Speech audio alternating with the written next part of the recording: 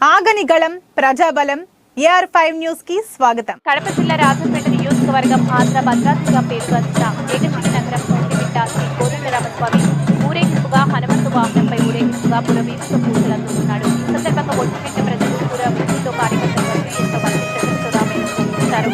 కోదండరామయ్య బ్రహ్మోత్సవాలను పురస్కరించుకుని టీటీడీ అధికారులు ఎంతో భక్తి శ్రద్ధలతో బ్రహ్మోత్సవాలను ఎంతో అద్భుతంగా కన్నుల పండగ బ్రహ్మోత్సవాలను నిర్వహిస్తున్నారు.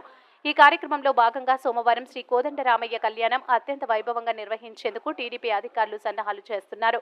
శ్రీ సీతారామ కళ్యాణం చూసేందుకు వచ్చే ప్రజలకు ఎటువంటి అసౌకర్యాలకు తావు లేకుండా టీడీపీ అధికారులు తగు జాగ్రత్తలు తీసుకుంటున్నారు. కడప అన్నమయ్య జిల్లాల incharge Hridaynath, AR5 news Kadapa జిల్లా staff reporter M Ramachandraiah, Rajampet division incharge Ravibabu.